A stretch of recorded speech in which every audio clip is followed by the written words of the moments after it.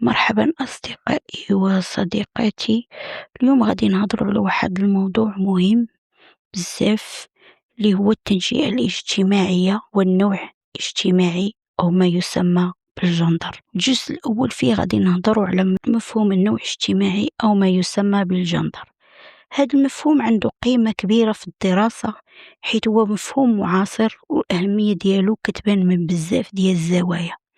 الجندر ما جاش من فراغ، جا من تطورات فكرية كبيرة، ولكن في آخر السبعينيات بدا كياخد اتجاهات ماشي واضحة وأحيانا غير مقبولة. منين كنهضروا على النوع الاجتماعي كنهضروا مباشرة على المرأة والرجل داخل المجتمع. هاد المقاربة ظهرت في إطار العلوم الإنسانية، علم النفس، علم الاجتماع والأنثروبولوجيا وعلوم أخرى كتدرس الإنسان في المجتمع، حيث ما يمكنش الذكر يعيش بأمان بينما بزاف ديال البنات محرومات من التعليم. زمان المفكرين سواء في العلوم الإنسانية أو الشرعية ما كانوش كيعطيو للمرأة قيمة كبيرة. الجدات ديالنا كانوا أميات متزوجات خدامات في الدار وما كان عندهم حتى طموح آخر. اليوم الوضع تبدل، البنات ولاو كيقراو في الجامعة وأحيانا كيتفوقوا على الذكور. المطالب ديال النساء تبدلات، والمرأة ولات كتعلم كتخدم وعندها دخل، ولات مستقلة ماديا ولا عندها رأي وقرار. وهنا كيبان الصراع، حيث كاين تاريخ طويل لولاية الرجل وتاريخ قليل لاستقلال المرأة. التغيير المادي والفكري واقع، ولكن التمثلات الاجتماعية كتمشي ببطء.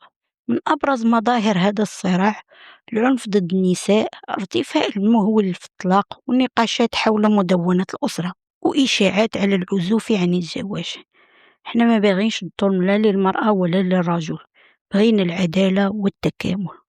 مقاربة الجندر هي أداة الفهم حسب ثقافة كل مجتمع ودينه، حيث عين كتشوف الواقع ماشي كتبدلو.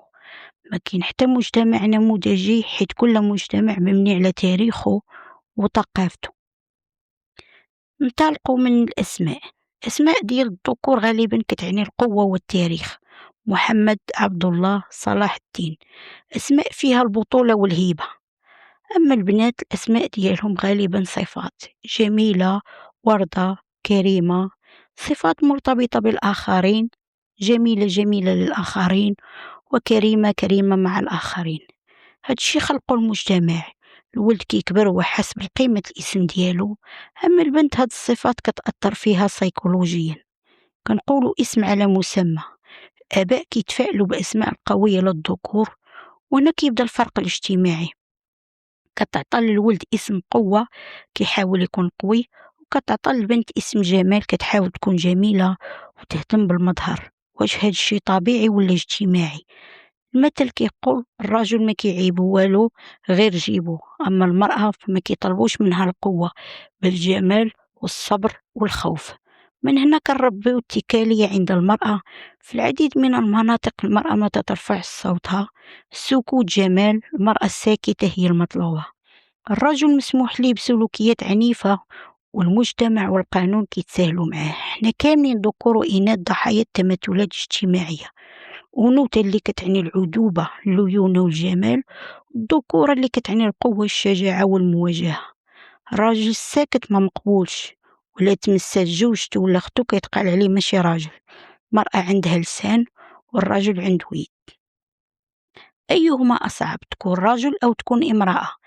الرجال مرتاحين بهوياتهم، بينما بزاف ديال النساء كيتمناو يكونوا رجال. علاش؟ حيث المرأة اللي محرومة من الدراسة باغا تولي راجل باش تقرا. مقاربة الجندر كتخلينا نطرحوا أسئلة. أولا، واش الاختلافات بين الرجل والمرأة طبيعية ولا خلقها المجتمع؟ ثانيا، واش اختلاف الاختصاص ولا التفاضل في القيمة؟ المرأة كتسمى بأسماء ورود باش تستعمل وتستهلك. الحرية معطية للرجل ومحرومة منها المرأة. في الشارع الذكر هو اللي كيشكل تهديد للمرأة. الطبيعة ما فيهاش تفضيل، لكن القوانين والتنشئة هما اللي خلقوا الظلم. الثقافة عطات للرجال قراءة القرآن، كتابة التاريخ، الفقه. نساء ما شاركوش في كتابة التاريخ، لذلك اليوم كاين حركات نسائية كتعيد قراءة التراث. الشريعة كتبها الرجال، تعبر عليهم. ما كنلوموش الرجال، ولكن كاين تحيز. الرعاية، الخدمة، الدار، تربية الأبناء، كلها أعمال بلا أجر. الأم كتخدم، ولكن كنقولوا واجب، ما كنقولوش عمل. المجتمع خرج الرعاية من العمل وسماها الأمومة. النساء كيقدموا ثلثي الإنتاج العالمي، ولكن كياخدوا غير 10 الأجور. الأمية والفقر كيدفعوا المرأة للسحر والشعوذة باش تحافظ على الرجل.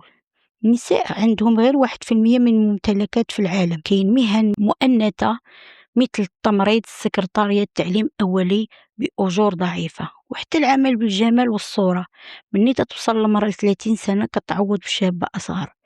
علاش؟ لأن المجتمع فرض هاد الإكراهات. هاد الظلم كيؤدي لاضطرابات نفسية، اكتئاب، قلق، بكاء وضغط. المرأة خاصها تتزوج بسرعة، والجميع كيتدخل في خصوصياتها. وكاين مصطلح البيرة، إذا اختلت المرأة يختل المجتمع كامل. المرأة الأمية ترهق الرجل، والمرأة الجاهلة تعرقل طريقه. مخاش لا المرأة تحمل مسؤولية الرجل، ولا الرجل مسؤولية المرأة. كل واحد يتحاسب بوحده. هنا عندنا قصة وردة، عندها 10 سنين تعرضت للختان وتسلمت للرجل، ولدت مع 14 طفل، نصهم ماتوا، وعندها البنات كتار، وهي تعاني من عائلة الزوج. إذا طلقها أو مات أو تزوج كتضيع. كل هذا لأنها خلقت أنثى. الإسلام حارب الوأد، لكن اليوم كاين وأد الحياة. سؤال أخير: من المسؤول، الطبيعة ولا المجتمع؟ تابعونا في الحلقة القادمة. ما تنسوش جيم، بارتاج، كومنتير، وأبوني.